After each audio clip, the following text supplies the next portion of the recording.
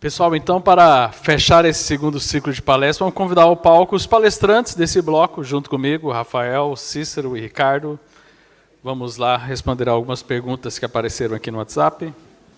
Cícero, sobre a pergunta feita para inteligência artificial do WhatsApp, como fica a responsabilidade técnica? Se há problema, ele não foi identificado no projeto. A inteligência artificial não conhece os pressupostos. Qual o nível de confiabilidade? Não pode gerar mais problemas?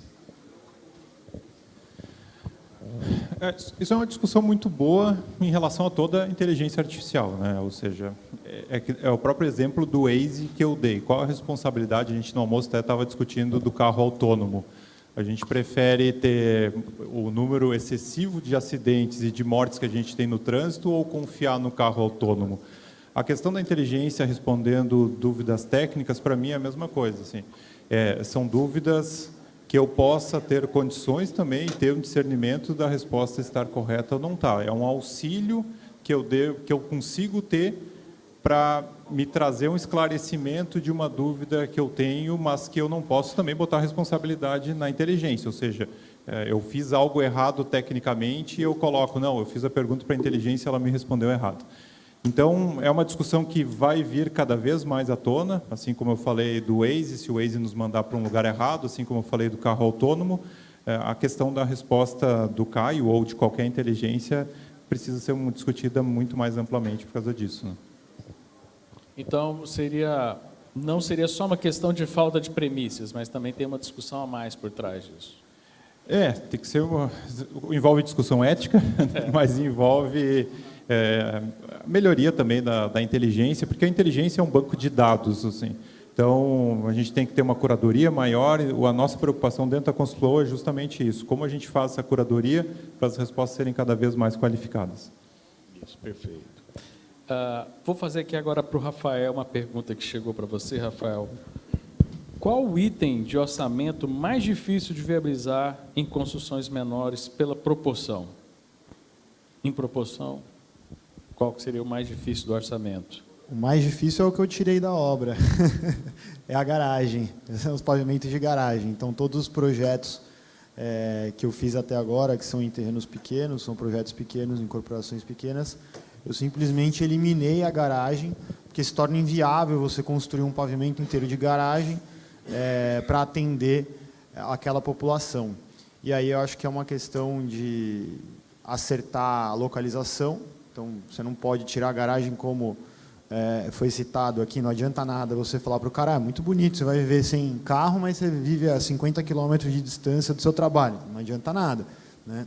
Então, os projetos procuram ter ali, eu respeito o last mile, que é uma questão de a porção do transporte que você nunca vai conseguir resolver completamente com o transporte público. Essa última milha, que é 1,6 quilômetros, essencialmente você vai ter que andar, pedalar ou qualquer coisa do tipo. É insano achar que o transporte público vai estar sempre no pé da porta de todo mundo. Né? E infraestrutura de comércio, serviço disponível também para a pessoa poder fazer as coisas no dia a dia sem carro.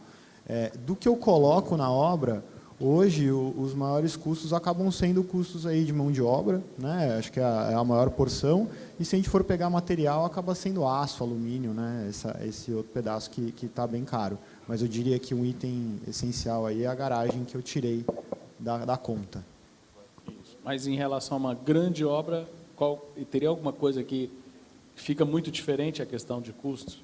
Ou proporcionalmente? Para uma obra grande? Para uma obra grande, eu acho que a garagem acaba se diluindo mais, né, na quantidade total de apartamentos.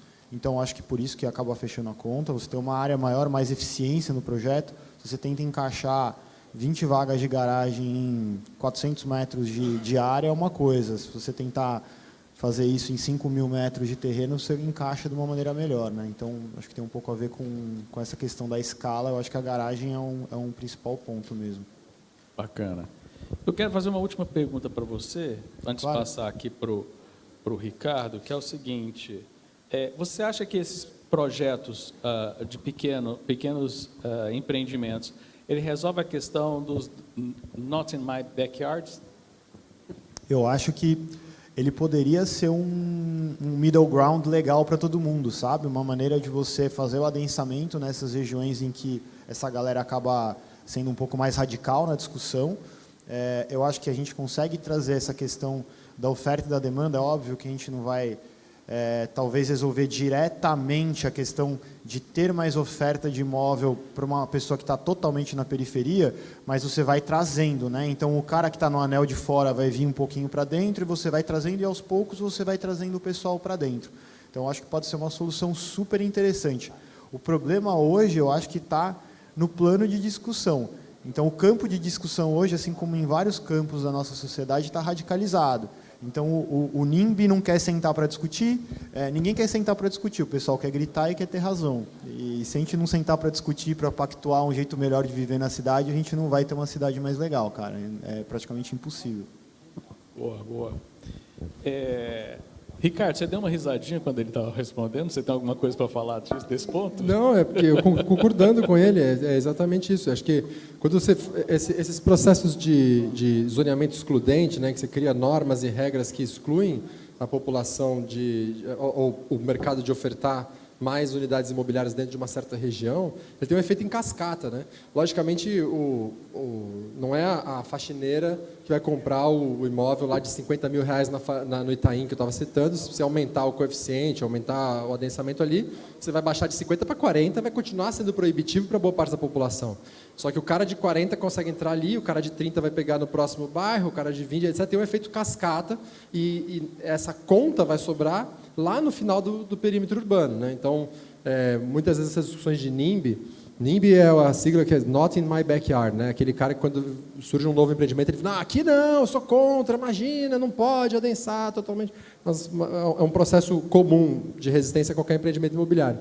Esse processo de NIMBY, o efeito que ele gera ele tem uma expectativa, em outras palavras, ele tem uma expectativa de ser contra o adensamento. Eu não quero adensar, eu não quero um novo desenvolvimento. Mas o que ele não percebe, não sei se por ignorância ou má fé, mas ele não percebe que o contrário de não adensar não é a cidade ficar como está, não é a estagnação. O contrário de não adensar é espalhar. Então, se você não adensa aqui,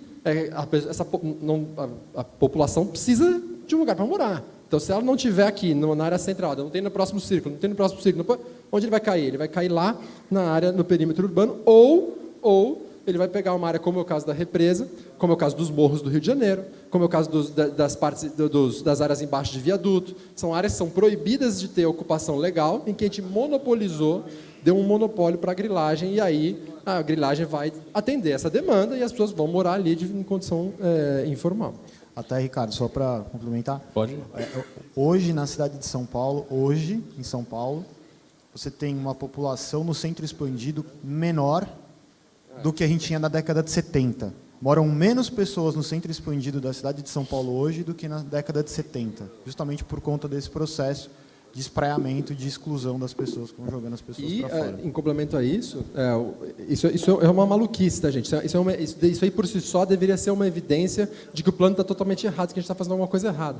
Porque esse era um slide que eu pulei. O adensamento nas áreas centrais da cidade é uma consequência de dois fatores. Primeiro, de um aspecto simplesmente geométrico.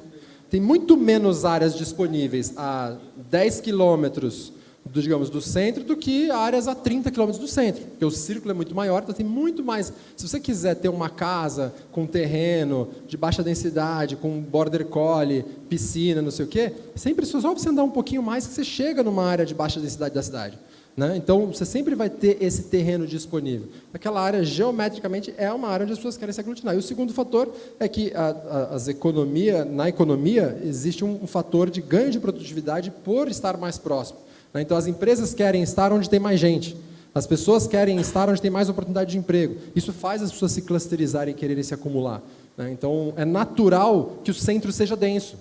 E aí, quando você tem uma situação como em São Paulo, ou várias cidades brasileiras, em que a periferia é mais densa que o centro, fala, cara, a gente tem que estar fazendo uma barreira artificial tão grande para fazer isso, que está indo contra princípios naturais da maneira como as pessoas se organizam no espaço. Mas você está forçando isso de uma forma com tanta força, com tanta imposição, que está desvirtuando um princípio, uma forma de organização que seria natural. Beleza.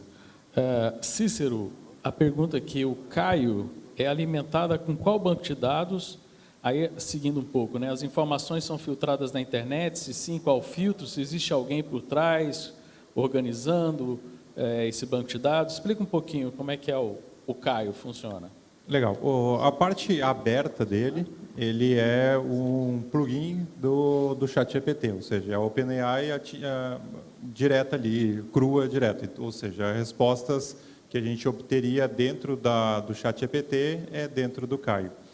E a parte que a gente está trabalhando são partes exclusivas. Ali a parte que eu falei para vocês das empresas são dados específicos de cada empresa. Ou seja, a gente tem uma parte onde eu posso fazer uma pergunta especificamente de produtos da Vedacity ou de tecnologias da Vedacity, outra específica da Knauf sobre drywall.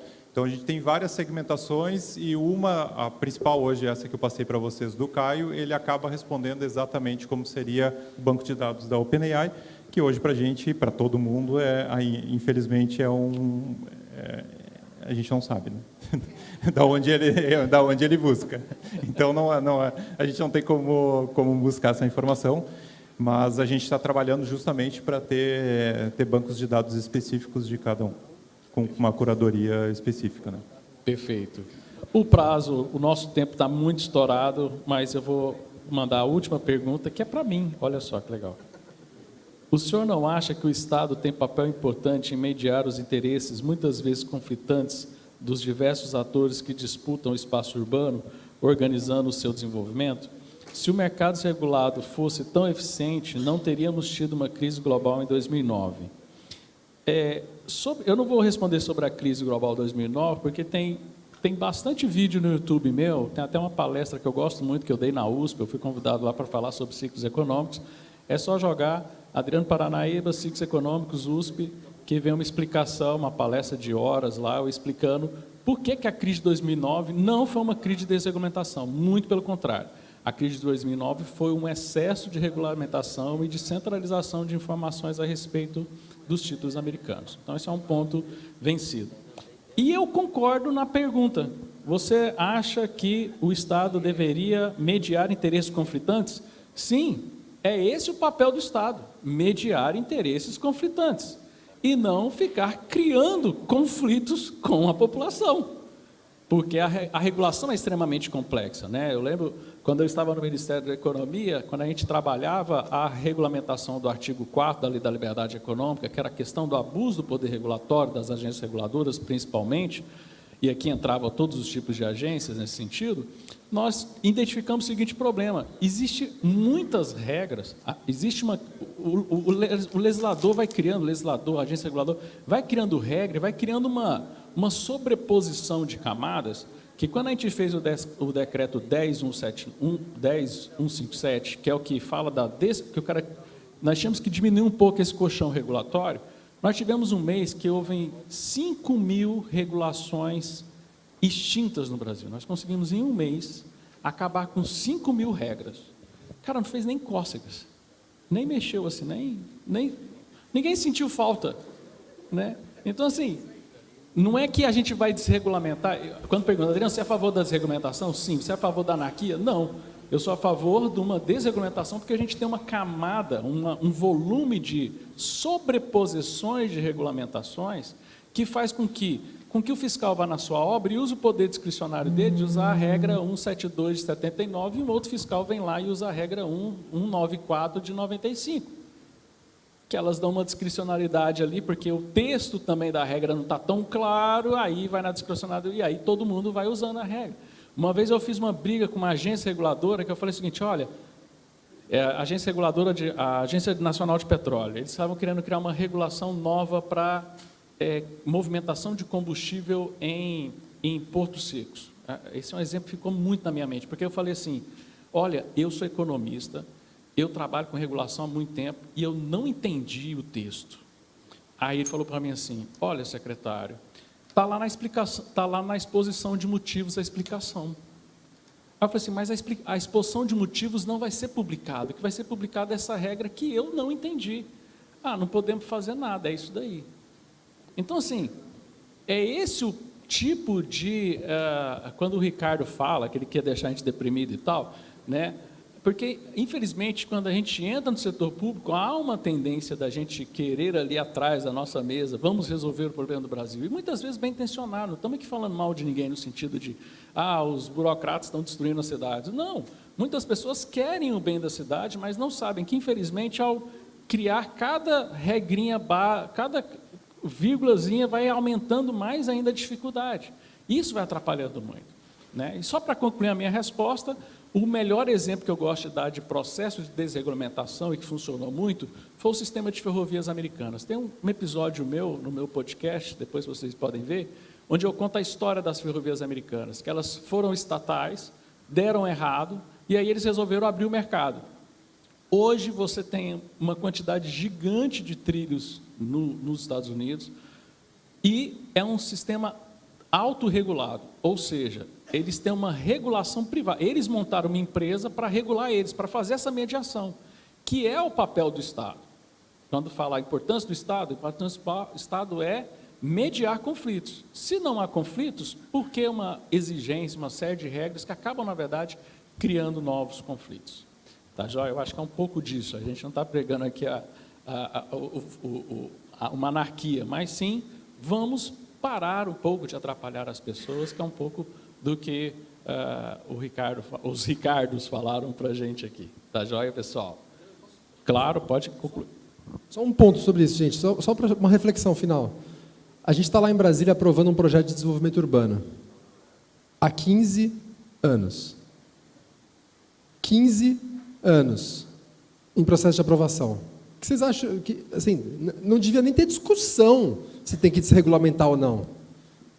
Estamos falando de prover moradia para as pessoas, gente. Não é uma nova droga, não é um novo armamento, não é uma coisa... Não, é prover moradia. Como é que pode ficar 15... Muitos de vocês aqui, imagino, trabalham no setor, vai aprovar um projeto, aprovar uma coisa... É surreal, é surreal. Você não pode ficar nessa discussão, não faz sentido. A gente já se acostumou. Tinha aquele sapo que você jogou na água fria, foi esquentando a água, esquentando. A gente está lá dentro, sendo escaldado e achando que está normal. Mas não está normal. Não está normal. Então, tem que ter uma grave e uma intensa desregulação. Assim, o nosso setor precisa disso. E outra coisa, inovação. Como é que vai inovar? Tem que desregular para inovar. Inovação é uma coisa que ninguém está prevendo. Como é que vai inovar se está tudo regulado? Se tem a regra, não tem como inovar. Desculpa. Pessoal, com isso nós encerramos aqui essa nossa discussão e agradeço muito a participação de todos vocês que foram guerreiros, que ficaram aqui até o final, ouviu aí o desabafo do Ricardo, né?